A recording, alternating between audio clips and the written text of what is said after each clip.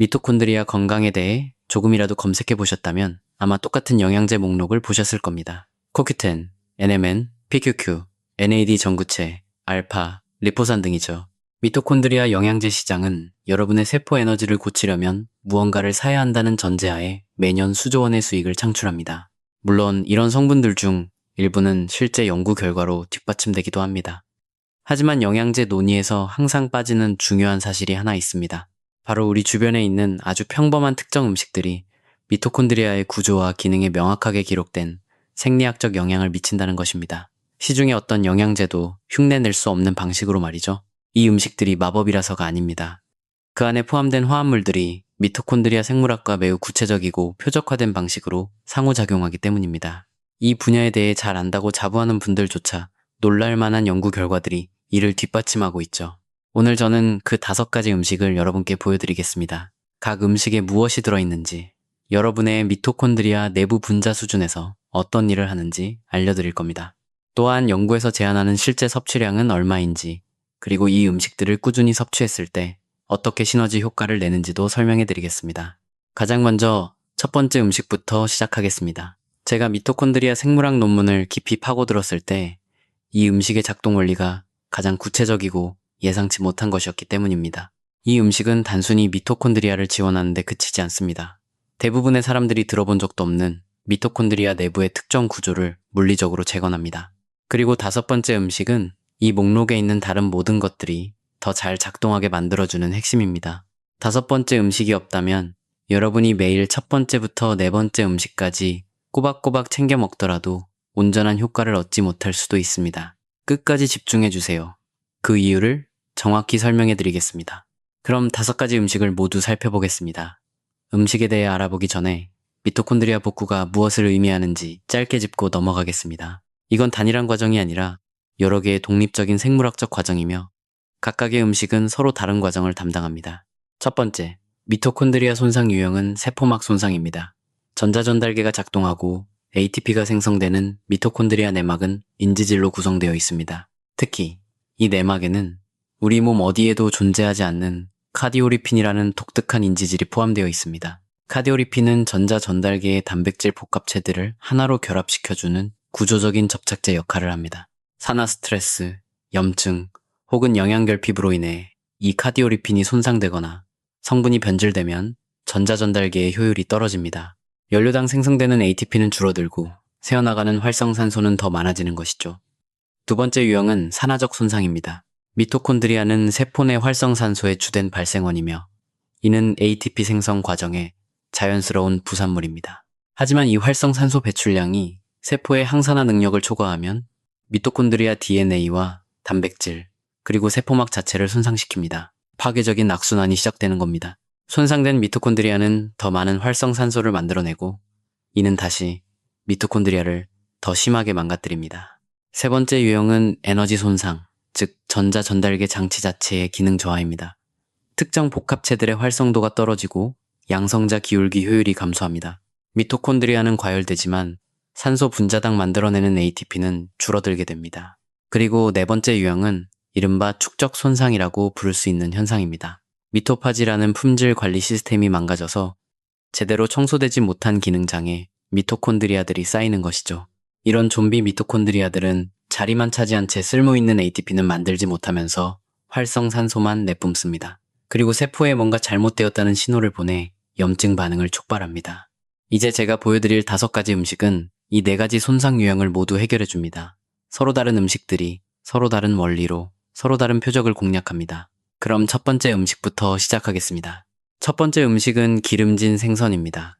연어, 정어리, 고등어, 청어, 멸치 같은 생선들이죠. 그리고 특히 그 안에 들어있는 오메가3 지방산인 DHA와 EPA가 핵심입니다. 오메가3 지방산에 대해서는 다들 들어보셨을 겁니다. 항염증 효과가 있고 심장에 좋고 두뇌에 좋다는 이야기 말이죠. 모두 사실입니다만 미토콘드리아에 작용하는 구체적인 원리는 심장이나 두뇌 건강 이야기와는 전혀 다릅니다. 그리고 이 부분은 거의 아무도 설명해주지 않죠. 다른 어떤 성분도 할 수 없는 DHA가 미토콘드리아 내부에서 하는 일은 바로 이것입니다. DHA는 앞서 말씀드린 카디오리핀 구조 안으로 직접 결합되어 들어갑니다. 초반에 설명했듯이 카디오리핀은 미토콘드리아 내막의 구조적 인지질입니다. 미토콘드리아 밀도가 가장 높은 심장 조직에서 처음 발견되었기 때문에 심장을 뜻하는 카디오라는 이름이 붙었죠. 이 물질은 구조가 아주 독특합니다. 일반적인 인지질이 2개의 지방산 사슬을 가진 것과 달리 4개의 지방산 사슬을 가지고 있습니다. 이 4개의 사슬 구조 덕분에 카디오리핀은 크리스테라고 불리는 내막의 촘촘한 곡선을 만들어낼 수 있고 바로 그곳에 전자전달계 복합체들이 단단히 닻을 내리게 됩니다. 따라서 카디오리핀의 지방산 구성은 전자전달계가 얼마나 잘 기능하는지에 엄청나게 중요한 영향을 미칩니다. 젊고 건강한 세포의 경우 카디오리핀은 리놀레산이라는 특정 지방산으로 풍부하게 채워져 있습니다. 하지만 미토콘드리아가 노화하고 산화적 손상이 쌓이면서 카디오리핀의 리놀레산 구성은 점차 파괴됩니다. 산화된 카디오리핀은 미토콘드리아 노화의 대표적인 징후로 널리 인정받고 있습니다.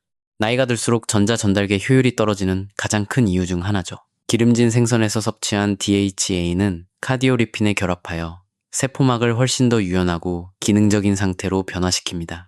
심장과 골격근 조직의 카디오리핀 구성을 측정한 연구들을 보면 오메가3 보충가식이 섭취가 카디오리핀의 지방산 프로필을 확실히 바꾼다는 것을 일관되게 보여줍니다. ATP를 주로 생산하는 복합체 1과 복합체 3의 활동을 향상시키는 방향으로 말이죠.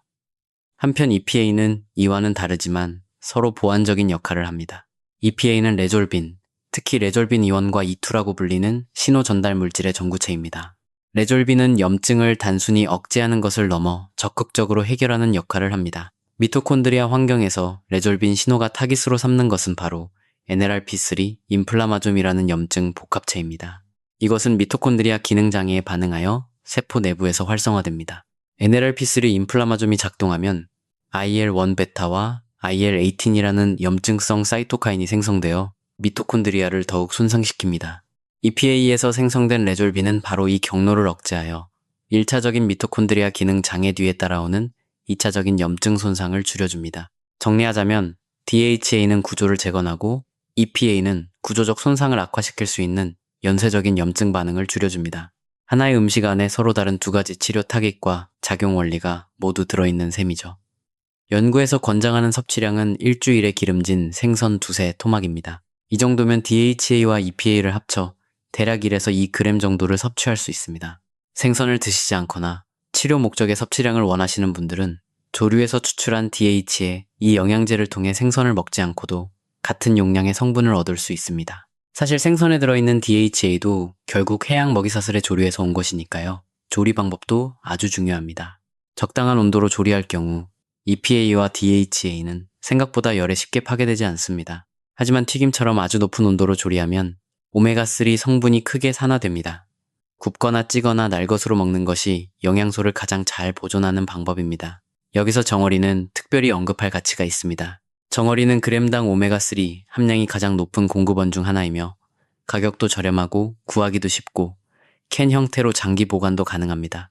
특히 물에 담긴 수조림 형태의 캔 정어리는 DHA와 EPA 성분을 고스란히 간직하고 있습니다. 만약 평소에 기름진 생선을 잘 안 드시는 분이 당장 실천할 수 있는 가장 확실한 방법이 있다면 일주일에 몇 번 정어리 통조림을 드시는 겁니다. 이 목록 전체를 통틀어 가장 투자 대비 효율이 높은 시작점이죠. 여기서 꼭 알아두셔야 할 특정 바이오마커가 하나 있는데 바로 오메가3 지수입니다. 이것은 적혈구 세포막에 EPA와 DHA가 몇 %나 있는지를 측정하는 수치입니다. 여러분이 섭취한 오메가3, 지방산이 카디오리핀 같은 미토콘드리아 세포막을 포함해 실제 세포막에 얼마나 잘 흡수되었는지를 직접적으로 보여주는 몇 안 되는 혈액 검사 중 하나죠. 대규모 인구 집단 연구에 따르면 오메가3 지수가 8% 이상일 때 심혈관 및 대사질환 예방 결과가 가장 좋았습니다. 서구식 식단을 따르는 대부분의 사람들은 보통 4에서 5% 사이에 머물러 있습니다. 이 4%와 8%의 차이는 돌연 심장사, 인지력 감퇴, 그리고 최근 연구에 따르면 미토콘드리아 세포막 구성의 질과 매우 의미 있는 상관관계를 보입니다. 여러 검사 기관을 통해 오메가3 지수를 확인해 보시면 여러분의 현재 식단이 실제로 세포막 구성을 바꾸고 있는지 직접 확인할 수 있습니다. 만약 몇 달 동안 생선을 먹었는데도 오메가3 지수가 오르지 않았다면 섭취량을 늘리거나 조리법을 바꾸셔야 합니다. 혹은 우리 몸 어딘가에 있는 염증이 여러분이 공급하는 것보다 더 빠른 속도로 오메가3를 소모하고 있는 건 아닌지 의심해 보아야 합니다. 오메가3 지수는 단순히 혈액 속에 영양소가 떠다니는지 아닌지를 보는 것이 아니라 여러분이 달성하고자 하는 결과인 세포막 결합도를 직접 측정하기 때문에 식이지방 섭취에서 가장 실용적인 지표 중 하나입니다. 두 번째 음식은 비트입니다. 아마 이 부분은 단지 접시 위에 색감을 더하는 채소 정도로만 비트를 생각하셨던 분들의 인식을 완전히 바꿔놓을 겁니다. 여기서 주목할 핵심 화합물은 바로 식이질산염입니다. 비트는 현존하는 가장 질산염이 풍부한 식재료 중 하나로 100g당 약 250에서 300mg의 질산염을 함유하고 있습니다.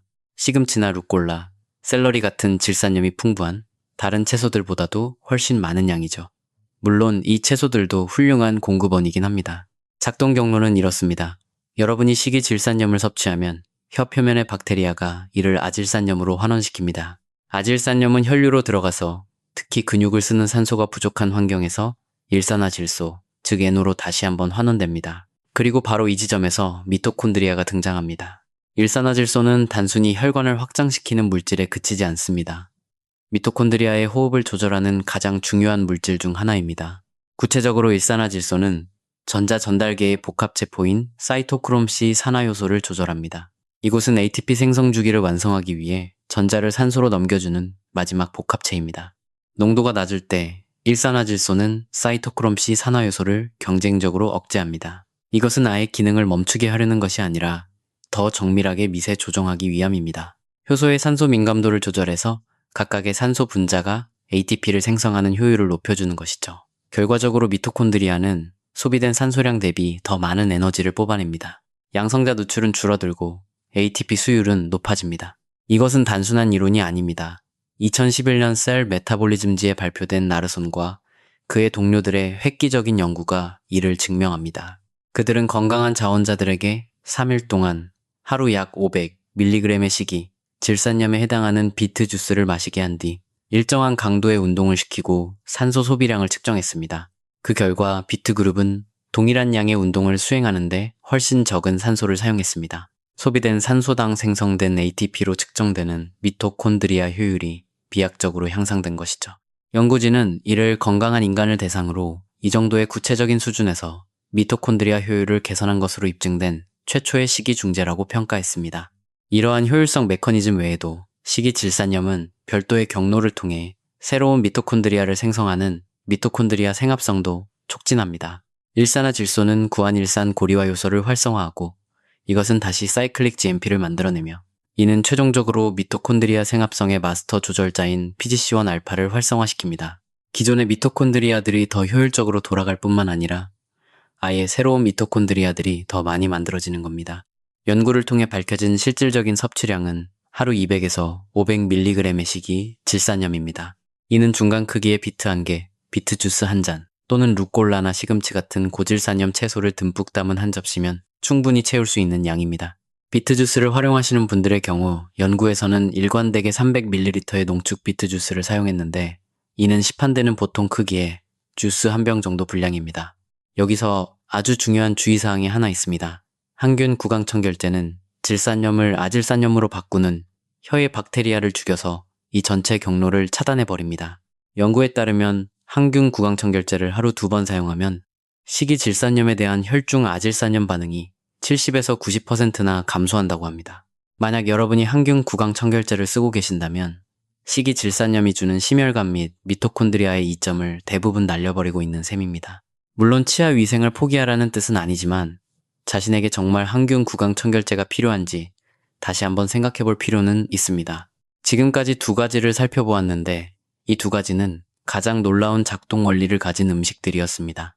기름진 생선이 카디오리핀 세포막을 복구하는 원리나 비트가 일산화질소로 효율을 높이는 원리 모두 동료 평가를 거친 연구 논문들로 명확히 기록되어 있죠. 하지만 미토콘드리아와 관련하여 평소에 자주 언급되는 주제는 아닙니다. 이제 남은 3가지 음식은 오늘 이 영상의 가장 핵심적인 통찰을 향해 나아가는 징검다리가 될 것입니다. 3번째 음식은 앞에 2 음식이 전혀 건드리지 못했던 부분을 해결해주며 대망의 5번째 음식은 이 모든 시스템이 온전히 작동하게 만드는 마스터키입니다. 끝까지 지켜봐주세요. 3번째 음식은 브로콜리 새싹입니다. 저는 다 자란 성체 브로콜리가 아니라 왜 굳이 새싹이어야 하는지 그 이유를 명확히 짚고 넘어가고 싶습니다. 그 차이가 굉장히 중요하지만 대부분의 사람들이 모르고 있기 때문입니다. 관련된 핵심 화합물은 설포라판입니다. 이것은 이소티오시아네이트의 일종으로 브로콜리를 씹거나 으깰 때 형성됩니다. 글루코라파닌이라는 전구물질을 설포라판으로 바꿔주는 미로시나아제라는 효소가 물리적인 저작작용, 즉 씹거나 써는 행위를 통해 활성화되기 때문이죠. 놀랍게도 발아한 지 3일 된 브로콜리, 새싹은 다 자란 브로콜리에 비해 50에서 100배나 많은 글루코라파닌을 함유하고 있습니다. 50에서 100%더 많다는 뜻이 아닙니다. 50배에서 100배입니다. 단 한 숟가락의 브로콜리 새싹에 들어있는 설포라판 전구체 양이 커다란 브로콜리 한 송이 전체를 먹는 것과 맞먹는다는 뜻입니다. 이 발견은 존스 홉킨스 대학의 폴 탈라레이 교수팀을 일약 스타로 만들었습니다. 그들은 이 엄청난 농도 차이를 밝혀냈고 십자어가, 채소와 암 예방에 대한 연구자들의 시각을 근본적으로 바꿔놓았죠. 하지만 오늘 제가 초점을 맞추고 싶은 건 바로 미토콘드리아 이야기입니다. 설포라판은 과학계에 알려진 가장 강력한 식물성 NRF2 활성화 물질이기 때문입니다. NRF2는 세포의 항산화 방어를 담당하는 마스터 전사인자입니다. 세포 전체에 걸쳐 활성산소를 중화시키는 효소를 생산하는 유전자들의 스위치를 켜는 역할을 하죠. 그리고 미토콘드리아는 세포 내 활성산소의 가장 주요한 출처입니다. 미토콘드리아가 ATP를 생산하는 과정 자체가 과산화수소, 초과산화물, 하이드록실 라디칼을 정상적인 부산물로 만들어냅니다. 건강하고 젊은 미토콘드리아에서는 항산화 시스템이 이 활성산소 배출 속도를 거뜬히 따라잡습니다. 하지만 미토콘드리아가 노화하거나 손상되거나 대사적인 스트레스를 받으면 활성산소 생성량이 항산화 능력을 초과하게 됩니다. 결국 이 넘쳐나는 산화 스트레스가 미토콘드리아 DNA와 단백질, 세포막을 갉아먹는 것이죠. 설포라판이 NRF2를 활성화하면 이 전사인자가 세포액으로 이동하여 항산화 유전자 배터리에 전원을 켭니다. 세포의 가장 핵심적인 항산화 물질인 글루타치온을 합성하는 효소들이 크게 증가하여 글루타치온을 더 많이 만들어냅니다. 항염증 및 세포 보호 효과가 있는 햄 옥시게나제, 원도 상향 조절됩니다. 초과산화물을 특별히 표적으로 삼아 전환하는 효소인 초과산화물 디스뮤타아제 역시 증가합니다. 또한 미토콘드리아 세포막을 손상시키는 반응성 퀴논을 중화시키기 위해 퀴논 산화 환원 효소인 NQ1도 상향 조절됩니다. 이 모든 과정을 거친 최종 결과는 어떨까요? 여러분의 미토콘드리아는 이제 항산화 환경이 극적으로 강화된 세포 내부에서 작동하게 됩니다. 그들이 만들어내는 활성산소는 더 빨리 중화되고 축적되는 손상은 줄어들며 카디오리핀의 산화적 분해나 산화 타격으로 인한 미토콘드리아 DNA의 돌연 변이도 크게 감소합니다. 놀라운 점은 설포라판이 혈액 뇌장벽을 매우 효율적으로 통과한다는 사실입니다. 식품으로 섭취하는 화합물 중 이 장벽을 통과하는 것은 극히 드문데 이는 설포라판의 NRF2 활성화 효과가 뇌신경세포의 미토콘드리아까지 도달한다는 뜻입니다. 미토콘드리아 기능 장애와 신경세포의 산화 스트레스가 주요 병리 기전인 자폐 스펙트럼 장애, 알츠하이머병, 외상성 뇌손상 연구에서 설포라판이 집중적으로 다뤄지는 이유가 바로 여기에 있습니다. 실생활 적용 팁을 드리겠습니다. 글루코라파닌을 설포라판으로 바꿔주는 미로시나아제 효소는 열에 매우 약합니다. 조리를 하면 이 변환 과정이 심각하게 줄어듭니다. 4분 이하로 가볍게 찌는 것은 미로시나아제 활성을 대부분 유지할 수 있습니다. 하지만 그 이상 오래 끓이거나 굽게 되면 효소가 크게 파괴됩니다. 샐러드나 샌드위치, 스무디에 넣어 브로콜리 새싹을 날 것으로 먹는 것이 설포라판 수율을 극대화하는 방법입니다. 익힌 브로콜리나 브로콜리, 새싹의 겨자씨 가루를 조금 추가하는 것도 훌륭한 방법입니다.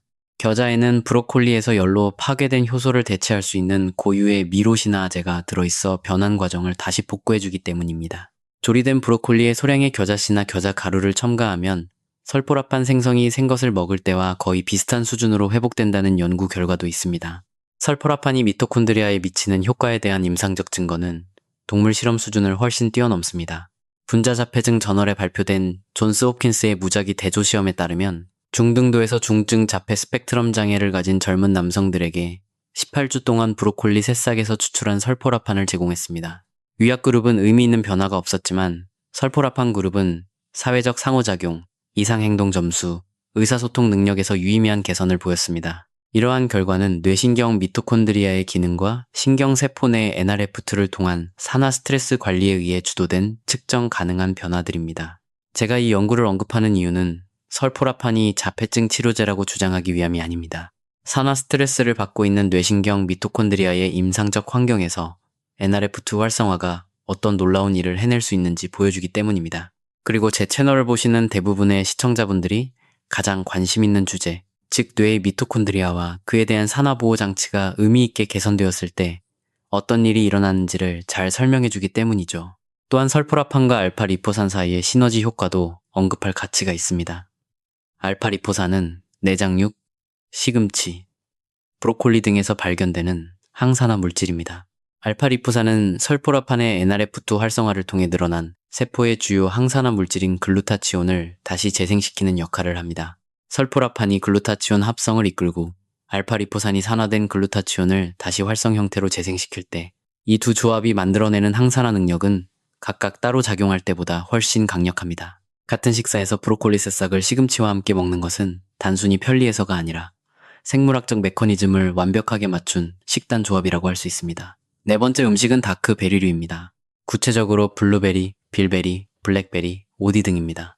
여기서 제가 집중하고 싶은 화합물은 프테로스틸벤입니다.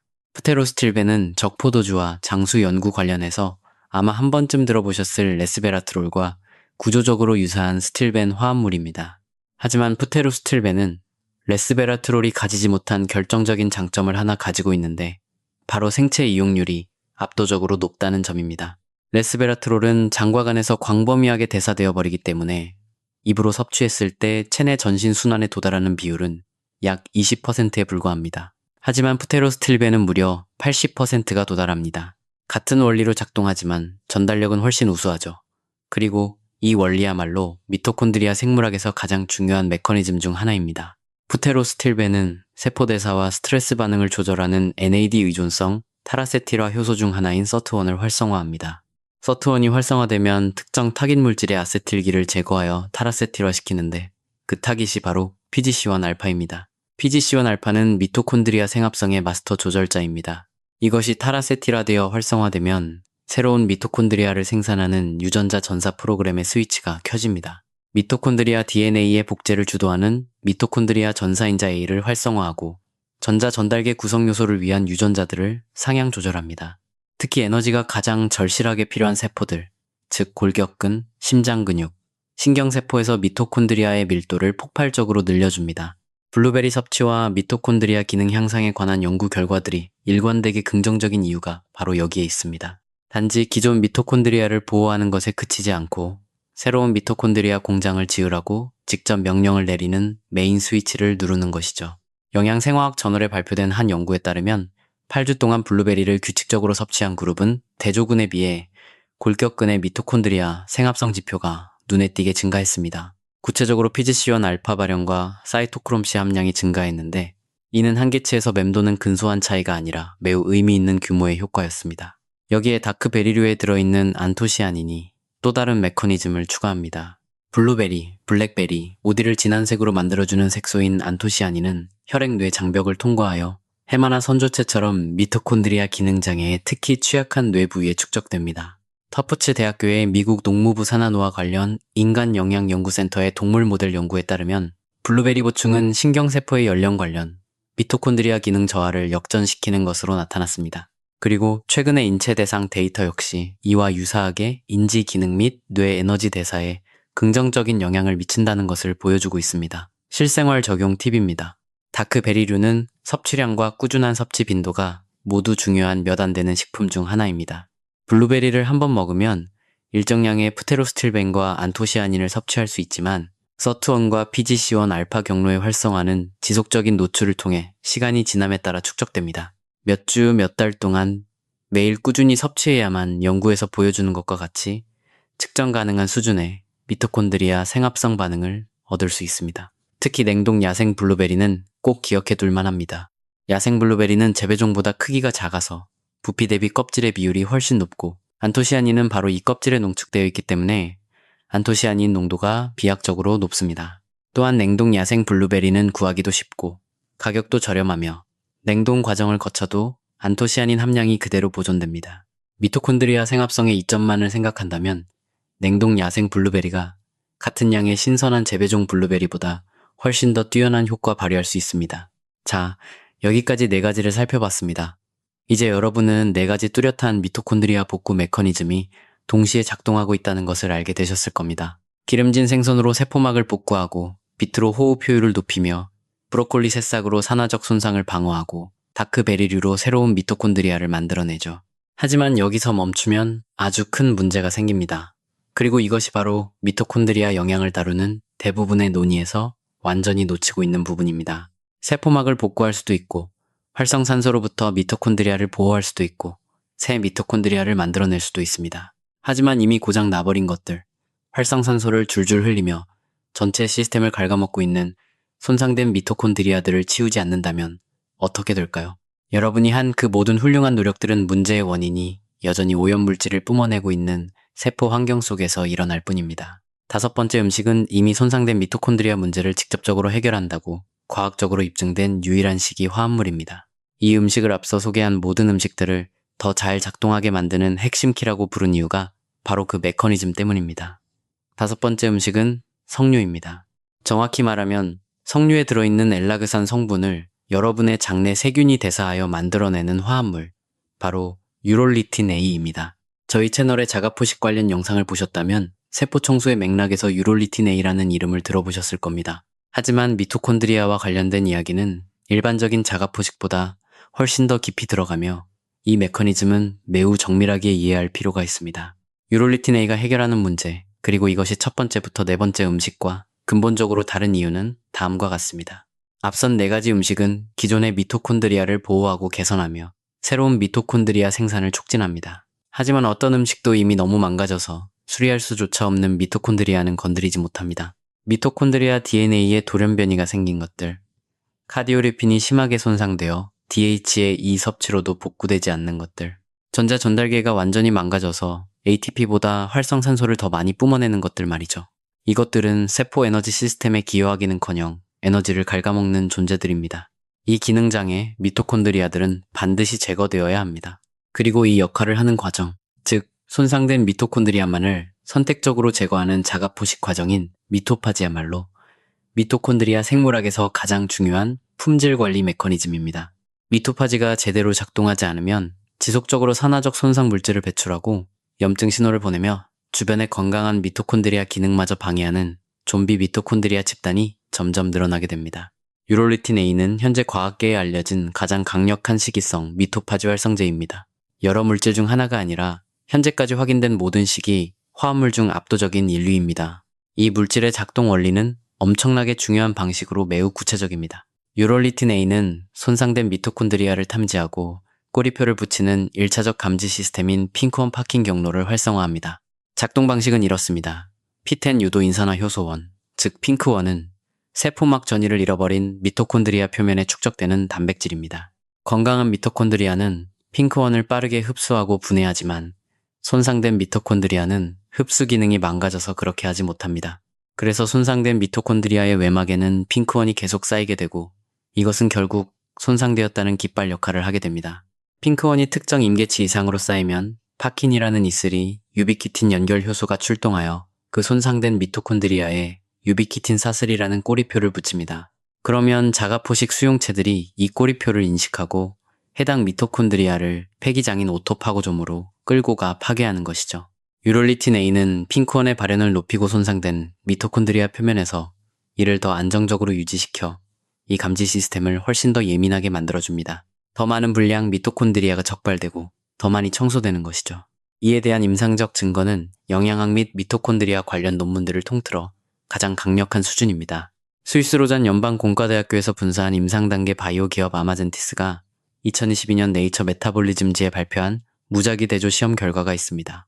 연령 관련 근력 저하를 겪는 66명의 노인을 대상으로 한 이 연구에서 불과 4개월 후 유롤리틴 A그룹은 위약그룹에 비해 근육생검으로 측정한 골격근 미토콘드리아 기능이 눈에 띄게 향상되었습니다.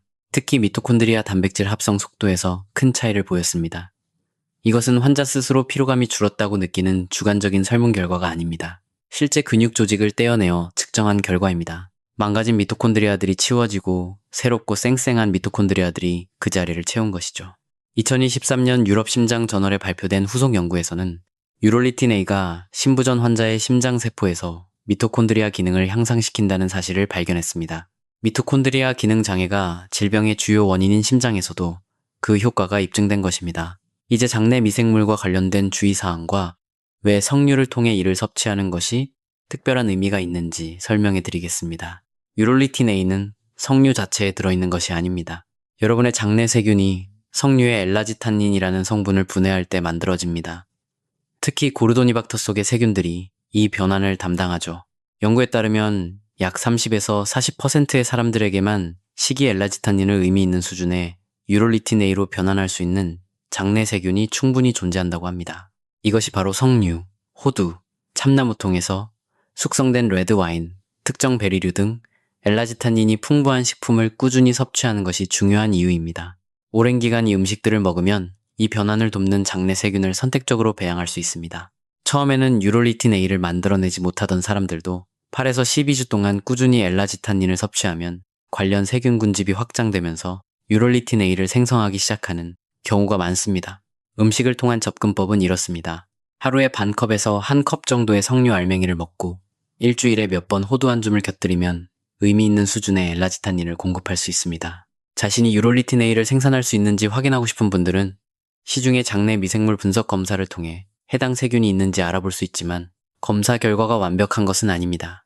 임상시험에서 사용된 하루 500mg의 유롤리틴에 이 영양제를 직접 섭취하면 장내 변환 과정을 완전히 건너뛰고 효과를 볼 수 있습니다. 하지만 장내 미생물 경로를 통해 음식으로 얻는 유롤리틴 A에는 영양제가 절대 줄 수 없는 추가적인 이점이 있습니다. 석류 알맹이에 들어있는 섬유질은 유롤리틴 A를 만드는 장내 세균의 먹이가 되어 이 유익한 화합물을 계속해서 공급할 수 있는 세균 군집을 유지하고 성장시킵니다. 음식과 장내 미생물 환경이 서로를 돕고 강화하는 이런 선순환은 캡슐 형태의 영양제로는 결코 흉내낼 수 없는 결과입니다. 마지막으로 유롤리틴 A 이야기에서 짚고 넘어가야 할 아주 중요한 부분이 있습니다. 이것은 저희 채널의 다른 영상에서 다루었던 미토콘드리아 고장 신호 7가지 중 심장 미토콘드리아 이야기와 직접적으로 연결됩니다. 심부전은 세포 수준에서 보면 본질적으로 미토콘드리아 질환입니다. 심장세포는 끊임없이 ATP를 필요로 하기 때문에 다른 어떤 세포보다 많은 세포당 무려 4,000에서 5,000개의 미토콘드리아를 가지고 있습니다. 이 심장 미토콘드리아들이 고장나면 심장의 효율이 떨어집니다. 심장은 더 적은 수축력을 만들어내기 위해 더 힘겹게 일해야 하죠. 결국 이완기 기능 장애가 발생하고 심부전이라는 임상 증후군이 뒤따릅니다. 앞서 언급했던 2023년 유럽 심장저널 연구는 매일 500mg의 보충제 형태로 유롤리틴 A를 섭취했을 때 심부전 환자의 심장세포에서 미토콘드리아 기능이 개선되었다는 것을 확인했습니다. 우리 몸에서 미토콘드리아 의존도가 가장 높고 임상적으로 가장 중요한 조직 중 하나에서 측정 가능한 개선이 일어난 것입니다. 제가 이 연구를 인용한 것은 당장 치료제로 쓰시라고 권장하기 위함이 아닙니다. 이 메커니즘에 관한 매우 중요한 사실을 확인시켜드리기 때문입니다. 유롤리틴 A가 활성화하는 미토파진은 단순히 접근하기 쉬운 골격근에만 작용하는 것이 아니라 깊은 곳에 있는 심장 조직까지 도달합니다. 우리의 장수와 심혈관 건강의 가장 중요한 세포에서 그 역할을 수행하는 것입니다. 그리고 석류는 장내 미생물 경로를 통해 심장 기능을 개선한 바로 그 유롤리틴 A의 전구체를 우리 몸에 안전하게 전달합니다. 이 5번째 음식이 중요한 이유는 단순히 컨디션이 좋아지거나 운동 후 회복이 빨라지는 차원의 문제가 아닙니다. 여러분의 일생 동안 단 1분 1초도 쉬지 않고 미토콘드리아의 힘으로 뛰어야 하는 심장, 바로 그 심장에 관한 이야기입니다. 제가 석류를 가장 마지막에 소개한 이유가 바로 이 때문입니다. 이제 이 5가지 음식이 왜 각각 따로 먹을 때보다 함께 먹을 때 훨씬 더 큰 효과를 발휘하는지, 그리고 왜 이 음식들을 하나의 시스템으로 생각해야 하는지 말씀드리겠습니다. 각 음식은 미토콘드리아 건강의 서로 다른 측면을 표적으로 삼습니다. 기름진 생선은 세포막을 재건합니다. 비트는 호흡 효율을 개선합니다. 브로콜리 새싹은 산화적 손상을 방어합니다. 다크베리류는 새로운 미토콘드리아의 생산을 주도합니다. 석류는 전체 시스템을 갉아먹는 망가진 미토콘드리아를 깨끗하게 치워줍니다. 이것들은 완전히 독립된 4가지 생물학적 과정입니다. 서로 겹치지도 않고 경쟁하지도 않습니다. 그리고 미토콘드리아 건강을 온전히 회복하려면 이 모든 과정이 동시에 일어나야만 합니다. 5번째 음식이 이 모든 시스템의 핵심 키인 이유를 구체적으로 설명해 드리겠습니다. 기름진 생선으로 카디오리핀을 재건하고 블루베리로 PGC1 알파에 신호를 보내 새로운 미토콘드리아를 만들었다고 가정해봅시다. 이런 긍정적인 변화들은 세포 내에 있는 기능적인 미토콘드리아 집단에 차곡차곡 쌓입니다. 하지만 고장난 미토콘드리아들이 제대로 청소되지 않고 남아있다면 어떻게 될까요? 그것들은 새로 만든 건강한 미토콘드리아 옆에 나란히 앉아서 여러분이 방금 애써 재건해놓은 카디오리핀을 파괴하는 활성산소를 끊임없이 내뿜을 것입니다. 또한 염증 환경을 만들어 여러분이 방금 활성화시킨 서트원과 PGC1 알파의 생합성 신호를 방해할 것입니다. 그리고 설포라판을 통해 기껏 끌어올린 NRF2 기반의 항산화 시스템을 완전히 압도해버릴 만큼 엄청난 산화 스트레스를 쏟아낼 것입니다. 손상된 미토콘드리아는 가만히 죽어있는 것이 아닙니다. 그들은 다른 정상적인 과정들까지 적극적으로 방해합니다.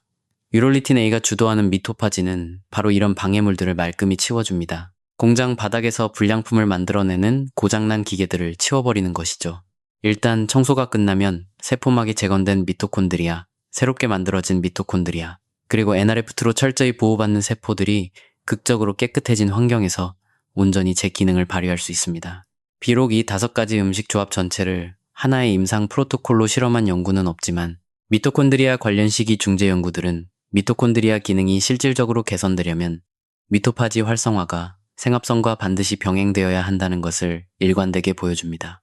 미토파지 없는 생합성은 이미 오염된 환경에 새 미토콘드리아만 계속 밀어넣는 꼴입니다. 반대로 생합성 없는 미토파지는 망가진 것들을 치우기만 할 뿐 충분히 교체해주지 못하죠. 이 2가지가 결합되었을 때 연구 모델에서 가장 최상의 결과가 도출되었습니다. 이것이 바로 5가지 음식을 그저 끌리는 대로 골라 먹지 말고 하나의 매일 식단 프로토콜로 통합해서 섭취해야 하는 강력한 이유입니다. 미토파지 없는 생합성의 문제점을 좀 더 쉽게 이해할 수 있도록 예를 하나 들어보겠습니다. 미토콘드리아 영양을 바라보는 여러분의 시각을 완전히 바꿔놓을 중요한 비유입니다. 여러분이 제조 공장을 운영한다고 상상해보세요. 기계들은 오랫동안 쓰면서 마모가 심해졌습니다. 어떤 기계는 효율이 30%밖에 안 나오고 어떤 것은 정상 부품 옆에 불량품을 섞어내고 있고 어떤 것은 생산 라인을 오염시키는 폐기물을 뚝뚝 흘리고 있습니다. 여기서 여러분은 아주 비싸고 성능 좋은 새 기계를 들여올 수 있습니다. 이것이 블루베리가 PGC1 알파를 통해 하는 생합성입니다. 혹은 기존 기계들에 들어가는 전원 공급 장치를 업그레이드할 수도 있죠. 이것은 비트가 일산화 질소와 복합 체포를 통해 하는 일입니다. 공장 내부를 깨끗이 청소하고 폐기물을 중화시키는 환풍 시스템을 달 수도 있습니다. 이것이 설포라판과 NRF2의 역할이죠.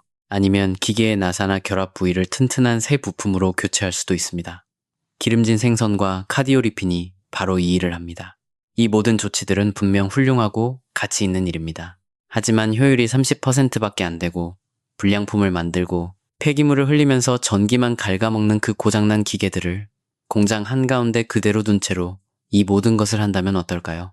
여러분은 그 기계들이 만들어내는 오염물질과 끊임없이 싸워야만 할 것입니다. 석류가 유롤리틴 A를 통해 활성화시키는 미토파지는 바로 이 고장난 기계들을 공장 밖으로 치워버리는 과정입니다. 이것들이 치워지고 나면 생합성을 통해 들여온 새 기계들은 깨끗한 환경에서 신나게 돌아갑니다. 전원 공급 장치의 업그레이드도 제대로 된 기계에 온전히 전달됩니다.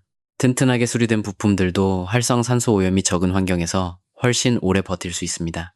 이 상호작용에 대한 연구는 주로 동물 모델이나 세포 단위에서 이루어졌으며 인체를 대상으로 5가지 음식을 전부 묶어 실험한 연구는 아직 없다는 점을 분명히 말씀드립니다.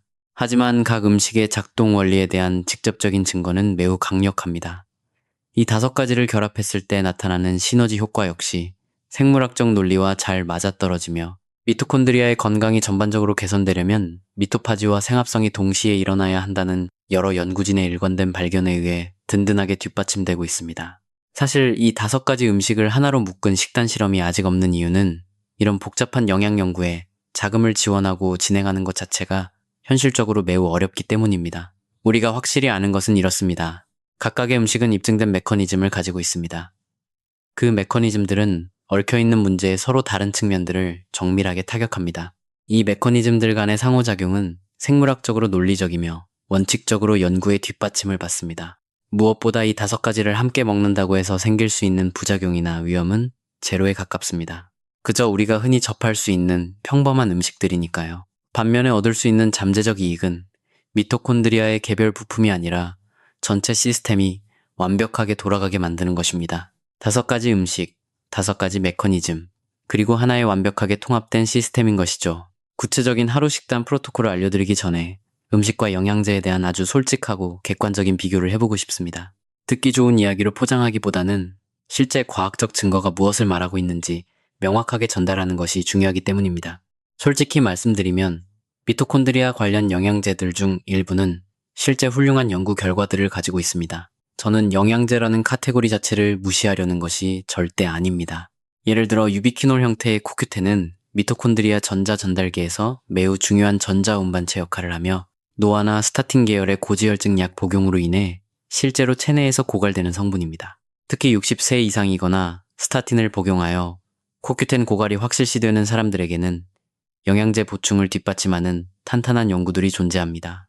NMN이나 NR 같은 NAD, 전구체들 역시 NAD 수치를 높인다는 최신 임상 증거들이 나오고 있으며 나이가 들면서 NAD가 감소하는 것은 미토콘드리아 기능장애를 일으키는 확실한 원인 중 하나입니다. 그렇다면 왜 영양제가 아니라 음식을 우선으로 약한 것일까요? 3가지 이유가 있습니다. 첫째, 자연식품에 들어있는 식이화합물은 단일 성분으로 분리된 영양제가 절대 흉내낼 수 없는 복합적인 방식으로 생체 시스템과 상호작용합니다. 기름진 생선의 DHA는 EPA, 흡수율을 높여주는 인지질, 그리고 생체 이용률과 대사를 조절하는 식품기질 자체와 완벽하게 한 세트로 묶여서 들어옵니다. 브로콜리 새싹의 설포라파는 장내 미생물의 먹이가 되고 그것이 활동하는 세포 환경 자체를 바꿔놓는 풍부한 섬유질과 함께 들어옵니다. 음식의 구조는 단순한 배달 수단이 아니라 그 자체로 메커니즘의 일부인 셈입니다. 둘째, 특정 음식이 가진 메커니즘의 정밀함은 현재 시판되는 어떤 영양제도 따라올 수 없을 정도로 뛰어납니다. 식이질산염이 복합체포를 조절하여 미토콘드리아 효율을 높인다는 사실은 피실험자의 산소 소비량을 직접 측정하는 인체 실험을 통해 명확하게 증명되었습니다. 현재 시장에 나와 있는 어떤 영양제도 동일한 수준의 직접적인 측정 방식을 통해 이토록 구체적인 효과를 증명해낸 것은 없습니다. 음식의 메커니즘은 매우 강력하고 명확하며 때로는 영양제 관련 논문들보다 훨씬 더 설득력이 있습니다. 셋째, 장내 미생물 환경이라는 측면입니다. 기존 영양제 중 임상적 증거가 가장 강력한 유롤리틴 A조차도 본래는 엘라지타닌을 변환하는 특정 장내 세균과 건강하고 다양한 장내 미생물 생태계가 있어야만 만들어집니다. 그리고 이런 미생물 생태계를 만들고 유지하려면 자연식품에 들어있는 다양한 섬유질과 특정 영양분들이 반드시 필요하죠. 유롤리틴의 이 영양제를 직접 먹으면 장내 변환 과정을 생략할 수 있어서 해당 세균이 없는 분들에게는 아주 유용합니다. 하지만 영양제는 여러분의 식단에서 유롤리틴 A를 지속적으로 만들어낼 수 있는 장내 환경 자체를 길러주지는 못합니다. 가장 솔직하고 이상적인 접근법은 음식을 최우선으로 하고 과학적 근거가 확실한 영양제를 보조제로 활용하는 것입니다. 스타틴 복용자를 위한 코큐텐이나 NAD 감소 지표가 뚜렷한 60대 이상을 위한 NAD 전구체처럼 말이죠. 하지만 이 2가지 영양제 모두 세포막 구성, 개선, 호흡, 효율 증가, 항산화 방어, 생합성, 그리고 미토파지라는 미토콘드리아의 핵심 과정에는 전혀 관여하지 못합니다. 이 영상에서 다룬 5가지 음식이 정확히 표적으로 삼고 있는 바로 그 5가지 메커니즘 말입니다. 음식과 영양제는 서로 경쟁하는 관계가 아닙니다. 거대한 생물학적 문제에 서로 다른 조각들을 맞추고 있을 뿐입니다. 음식은 모든 사람에게 필수적인 기초 공사를 탄탄하게 해줍니다. 반면 영양제는 음식이 채워줄 수 없는 특정 사람들의 특정 결핍을 메워주는 역할을 합니다. 필요하다면 2가지를 모두 활용하되 영양제 이야기에 휘둘려 매일 먹는 식단의 중요성을 잊어서는 안 됩니다. 음식에는 영양제가 절대 건드릴 수 없는 고유의 메커니즘이 있습니다. 한 가지 더 현실적으로 짚고 넘어가야 할 부분이 있습니다. 바로 비용 문제입니다. 품질 좋은 NMN 한 달치는 대략 60에서 100달러 정도 합니다. 품질 좋은 유비퀴놀 형태의 코큐텐 한 달치는 40에서 80달러가 듭니다. 반면 이 영상에 나온 5가지 음식, 즉 일주일에 기름진 생선 2-3번, 매일 비트나 고질산염 채소, 브로콜리 새싹, 블루베리, 그리고 석류를 섭취하는 비용은 일주일에 약 20에서 30달러, 한 달이면 80에서 120달러 정도면 충분합니다. 비용은 비슷하지만 다루는 생물학적 메커니즘의 범위는 비교가 안 될 정도로 넓고 깊습니다. 게다가 이 음식들은 영양제 통에서는 절대 찾을 수 없는 섬유질, 파이토뉴트리언트, 장내 미생물 지원, 그리고 든든한 포만감까지 선사합니다. 저는 영양제를 절대 먹지 말라고 주장하는 것이 아닙니다. 비율과 우선순위의 문제를 말씀드리는 겁니다. 만약 여러분이 미토콘드리아 영양제에 매달 $100를 쓰면서도 정작 식단에는 이 5가지 음식을 포함하지 않고 있다면 뭔가 크게 잘못된 것입니다. 먼저 식단을 올바르게 세팅하십시오. 그리고 나서 음식이 채울 수 없는 특정 공백을 메우기 위해 영양제를 추가하시는 것이 맞습니다. 이제 매일 실천할 수 있는 구체적인 가이드를 알려드리겠습니다. 이 5가지 음식이 좋다는 걸 아는 것과 실제로 꾸준히 챙겨 먹는 것은 완전히 다른 이야기니까요. 먼저 기름진 생선은 최소 일주일에 2~3토막을 권장합니다. 연어, 정어리, 고등어, 청어, 멸치 중 무엇이든 좋습니다. 물에 담긴 통조림 정어리는 별도의 조리가 필요 없고 가격도 가장 저렴해서 아주 실용적인 선택입니다. DHA 섭취량을 기준으로 하면 일주일에 2번 기름진 생선을 먹는 것은 매일 1g의 DHA를 섭취하는 것과 맞먹는 효과를 냅니다. 생선을 드시지 않는 분들은 조류 기반 DHA를 매일 500에서 1000mg 섭취하시면 세포막 복구 효과를 볼 수 있습니다. 두 번째로 비트는 매일 어떤 형태로든 드시는 것이 좋습니다. 생비트를 굽거나 생으로 샐러드에 넣거나 비트 주스로 마시거나 아니면 비트를 대체할 루꼴라, 시금치, 물냉이 같은 고질산염 채소를 듬뿍 드셔도 됩니다. 연구에서 미토콘드리아 효율을 높인 질산염 용량은 중간 크기의 비트 1개나 비트 주스 300ml로 충분히 달성 가능했습니다. 식이 질산염을 섭취하시기 전에는 항균 구강청결제 사용을 피하시는 것이 좋습니다. 세 번째, 브로콜리 새싹은 이상적으로는 매일 최소한 일주일에 4~5, 이른 소량이라도 섭취하십시오. 생 브로콜리 새싹 1에서 2큰술이면 다 자란 브로콜리 큰 송이 하나와 맞먹는 글루코라파닌을 얻을 수 있습니다. 샐러드, 샌드위치, 스무디에 듬뿍 넣어 드세요. 새싹을 구하기 힘들다면 가볍게 찐 브로콜리에 겨자씨 가루를 조금 뿌려 드시면 설포라판 변환 과정을 거의 복구할 수 있습니다. 물론 생새싹의 효능이 훨씬 강력하지만 익힌 브로콜리와 겨자가루의 조합도 아주 훌륭한 대안입니다. 직접 브로콜리 새싹을 키워보는 것도 적극 추천합니다. 10,000원도 안 되는 새싹 재배기 하나와 약간의 씨앗만 있으면 3~4일 만에 일주일치 새싹을 얻을 수 있습니다. 씨앗 비용은 1회 섭취량 기준으로 몇십 원에 불과하죠. 아마 투자한 돈 대비 얻을 수 있는 설포라판 양이 가장 많은 식재료일 겁니다. 게다가 싹이 트자마자 신선하게 바로 먹기 때문에 글루코라파닌 함량과 미로시나아제 활성도를 최대로 끌어올릴 수 있습니다. 네 번째, 다크베리류는 매일 반컵에서 1컵을 섭취하세요. 냉동 야생 블루베리가 그램당 안토시아닌 함량이 가장 높습니다. 블랙베리, 빌베리, 오디 등 어떤 진한 색 베리류도 안토시아닌과 프테로스틸벤을 통해 비슷한 효과를 냅니다. 여기서는 한 번에 많이 먹는 것보다 꾸준히 먹는 것이 훨씬 더 중요합니다. 몇 주, 몇 달 동안 매일 섭취해야만 PGC1 알파 생합성 효과를 톡톡히 볼 수 있습니다. 마지막으로 석류는 매일 알맹이 반컵을 먹거나 일주일에 4~5일 정도 호두 한 줌을 석류와 함께 드세요. 두 가지 모두 엘라지타닌을 공급하며 함께 먹으면 단독으로 먹을 때보다 장내 세균에게 훨씬 더 다양한 먹이를 제공할 수 있습니다.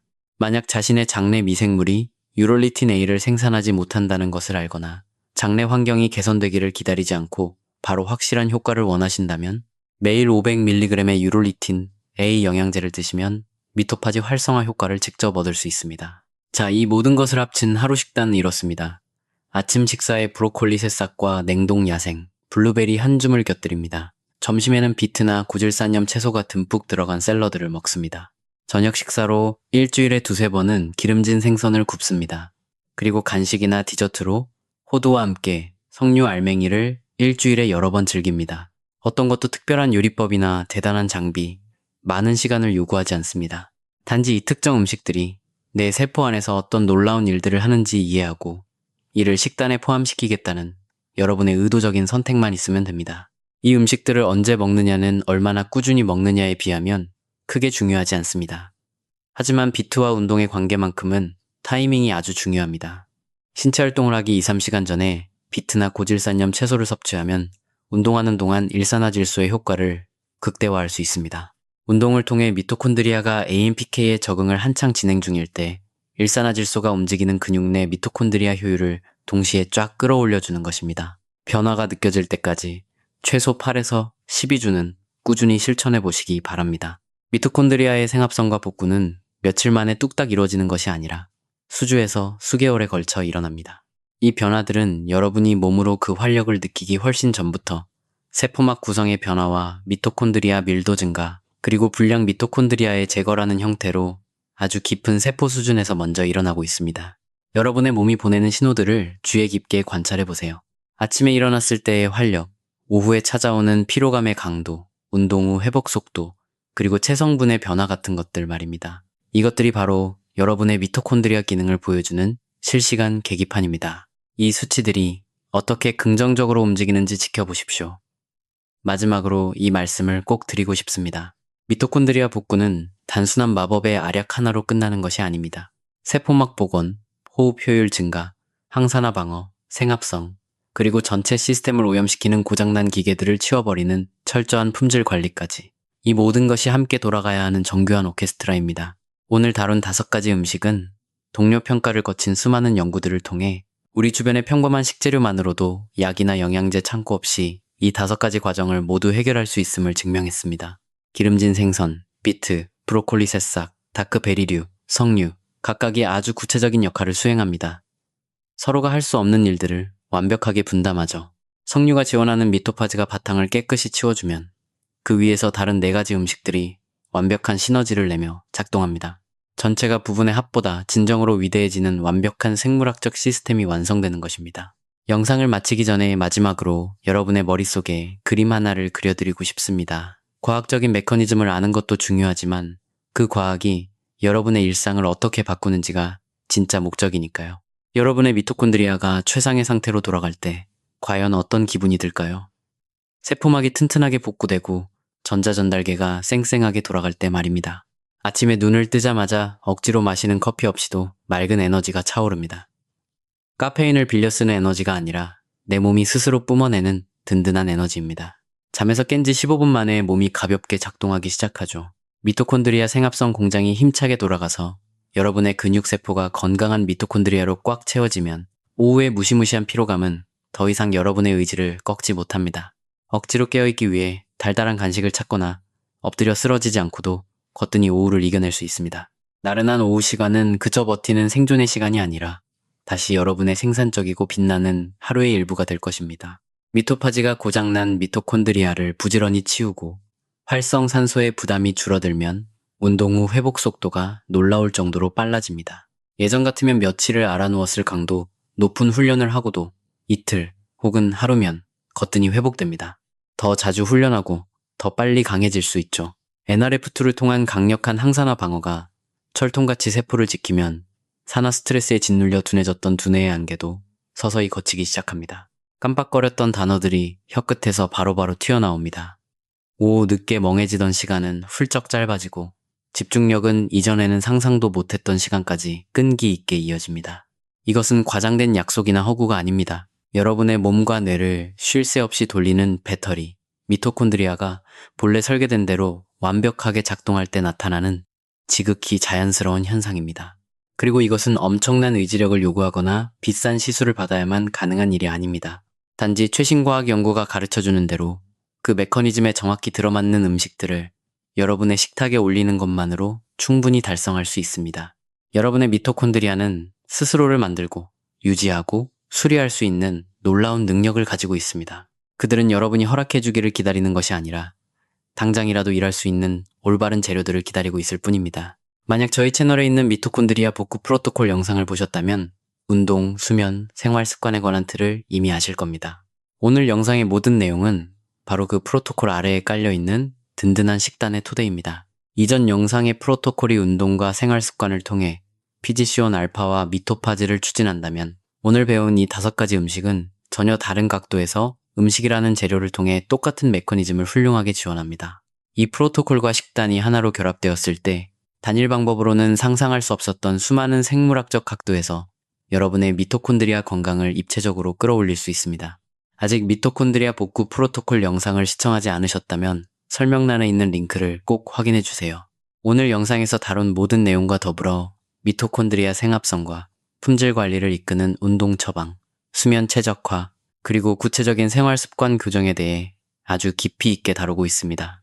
이 영상이 여러분의 식탁 위접시에 담긴 음식을 보는 시각을 바꾸고 그 음식들이 여러분의 세포 안에서 진정 어떤 기적을 일으키고 있는지 깨닫게 해주었다면 마트나 시장 대신 영양제 진열대만 서성이던 주변 분들에게 이 영상을 꼭 공유해주세요.